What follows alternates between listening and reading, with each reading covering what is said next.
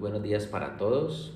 Hemos decidido hacer este corto video de acuerdo con las llamadas recibidas desde el viernes pasado y durante el fin de semana para comentarles de una manera muy desapasionada políticamente nuestra percepción, nuestra opinión sobre lo que pudiera llegar a revisarse en esta decisión presidencial, que es asumir temporalmente las labores de la CREC. Nosotros, como ese grupo de grandes consumidores, clientes de nosotros que participan activamente en el mercado, comprando energía, vendiendo excedentes de auto y cogeneración, participando en el mercado de confiabilidad a través de la DDB e inclusive a través de sus propias comercializadoras, pues debemos traducir a nuestras juntas directivas y a los presidentes de las compañías cuáles son esos factores, esos antecedentes que llevan a esta decisión y cuáles son las consecuencias que pudieran tener para el mercado. Lo primero que tenemos que decir es que pues este es un conjunto de percepciones. Por supuesto que podemos estar equivocados y muy bueno tener la retroalimentación de ustedes sobre esos puntos que seguramente serán materia de discusión en los próximos días para tener una tarifa de energía que pueda tener unas reducciones que mejoren la competitividad sin llegar a violar los principios regulatorios. Creo que el más importante de ellos hoy es la suficiencia financiera. Eso es algo que no se puede perder de vista a la hora de regular. Nosotros en Colombia ya hemos tenido un antecedente que fue una CREC ad hoc en el año 2006 para regular temas tarifarios específicamente de Electricaribe. Pues esta decisión del gobierno nos sorprende y tenemos que mirar primero pues los antecedentes. Hay unos que son de orden político. Recordemos que el presidente Duque nombró unos expertos, 3 de ellos antes de salir de la presidencia, y yo creo que este es un tema de desafío pues al nuevo gobierno que hoy estamos viendo pues a dónde nos puede llevar. Hay antecedentes de orden macroeconómico, como lo que nos pasó con el IPP. A nuestro juicio, el IPP es un indicador que refleja adecuadamente la estructura de costos de buena parte de la industria. Por ejemplo, la generación con combustibles fósiles pues está ligada a la devaluación que tenga, y el IPP de alguna manera recogía esa devaluación.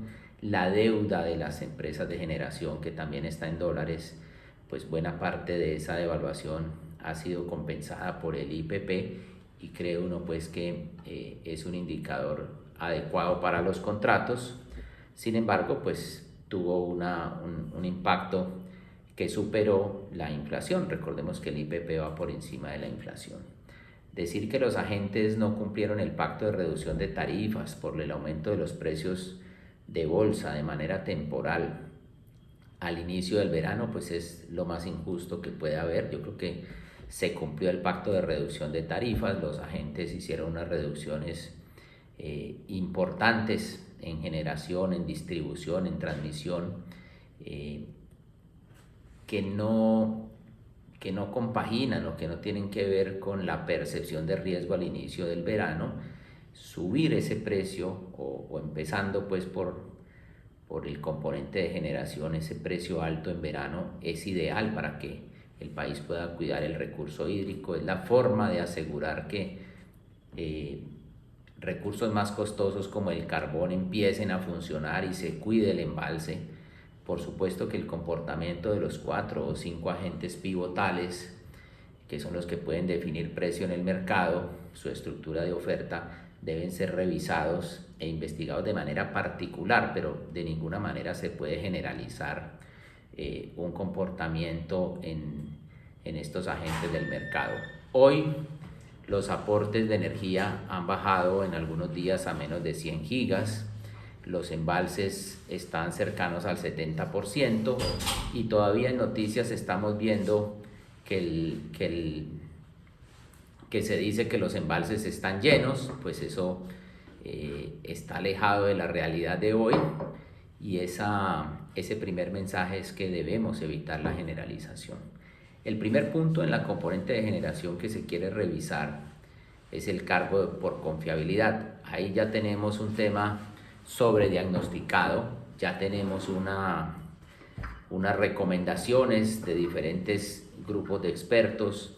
El cargo por confiabilidad, que fue muy bueno en el año 2006, pues tiene varios problemas. El primero de ellos es que al viabilizarse un proyecto contra un ingreso que es asegurado por el país, pues no hay necesidad de vender contratos y puede fomentar la especulación.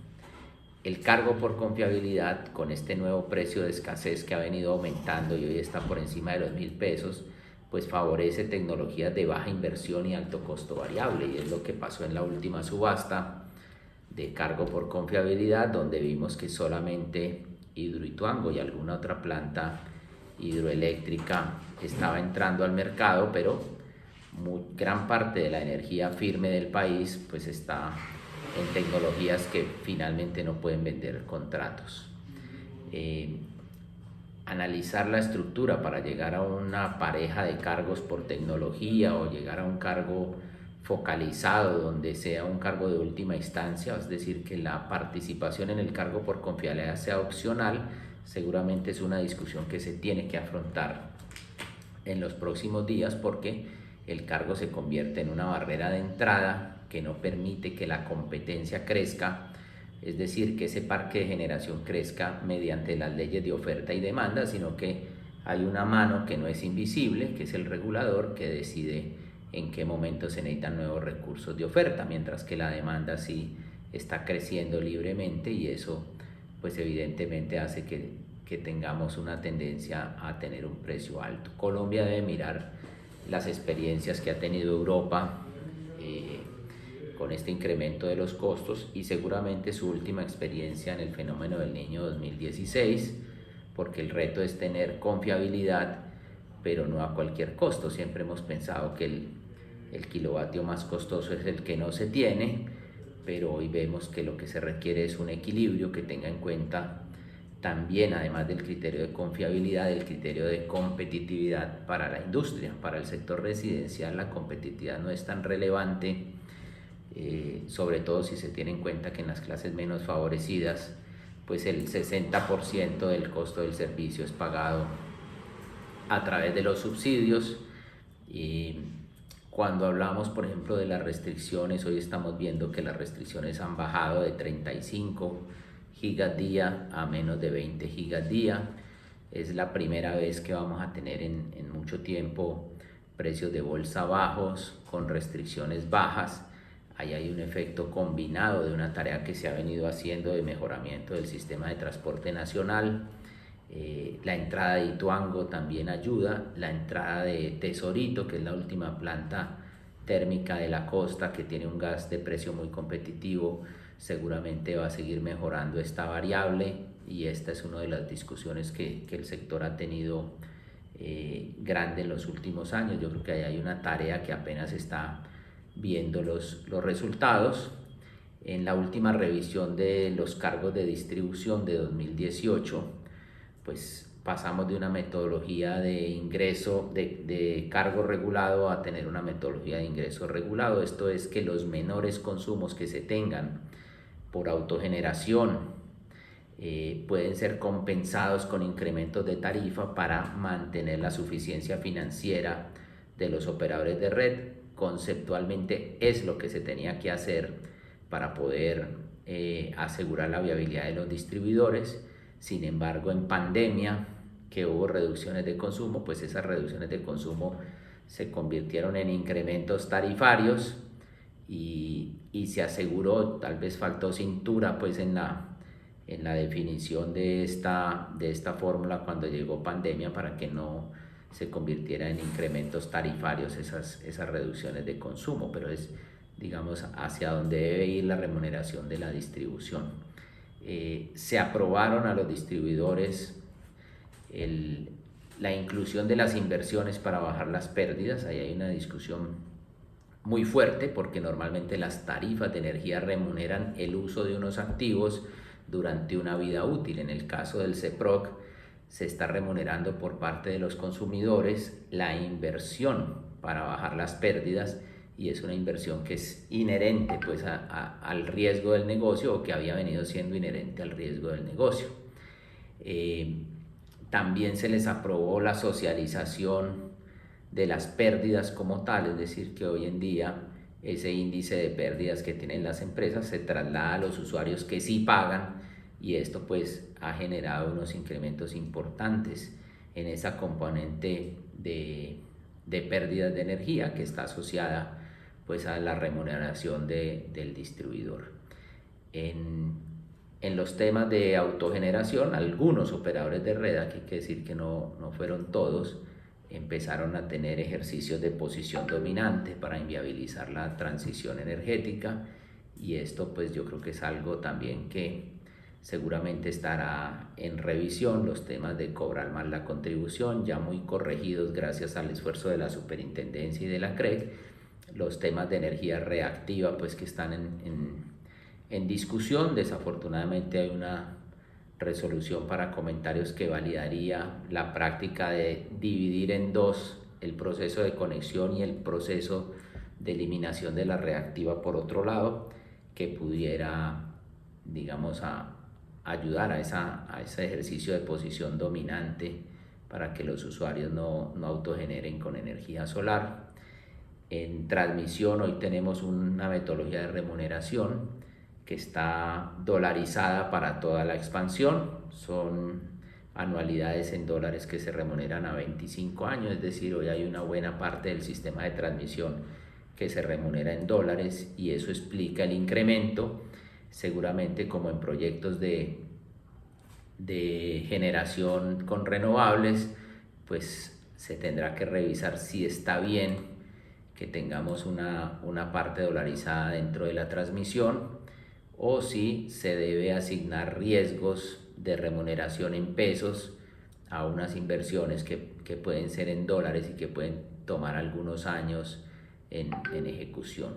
En el componente de comercialización, la última revisión trajo un margen explícito. Eso es muy bueno porque ha aumentado la competencia, cada vez hay más agentes participando en comercialización, pero significó unos incrementos de algo más de 20 pesos por kilovatio hora, y también en esa revisión se permitió que los comercializadores trasladaran la cartera castigada a los usuarios que sí pagan. Entonces, esa asignación de riesgos que se ha dado a la demanda para mejorar la posición de riesgo de las empresas, pues es uno de los temas que se tienen que revisar. Por supuesto, la mejor manera de afrontar estas discusiones es a través de la institucionalidad. No se ha mencionado cómo el presidente va a asumir las funciones de la CREC. Seguramente será una CREC ad hoc, como la que tuvimos en el pasado, pero son decisiones que requieren mucha celeridad y mucho tino, porque a nuestro juicio lo que viene con esta estrategia del país, basada más en confiabilidad que en competitividad, es que podemos llegar a una situación de desabastecimiento en el próximo fenómeno del Niño. Es decir, no creemos nosotros que los aplausos de hoy vayan a ser necesariamente las lágrimas del futuro. Necesitamos es asegurar que ese hilo conductor, que es el principio de suficiencia financiera, con especial énfasis en esas empresas que están haciendo la tarea en la costa atlántica, pues sea ese principio rector en todas las medidas que se tomen. El grado de libertad que puede tener el presidente es exactamente el mismo grado de libertad que tiene la CREC o que tendría la CREC ad hoc. ¿Qué sigue para nosotros? Vamos a tener un ciclo de reuniones con cada uno de ustedes para analizar un poco más en detalle el mercado, para analizar el portafolio de cada empresa, los escenarios de corto, mediano y largo plazo, y buscar en cada caso específico cuál es la mejor opción de contratación y cuál es la mejor opción para cubrirnos de esos posibles riesgos. Mantener el optimismo yo creo que es lo que debemos hacer, seguir adelante con la tarea de transición energética que tenemos en cada una de las empresas y muy buenos días para todos.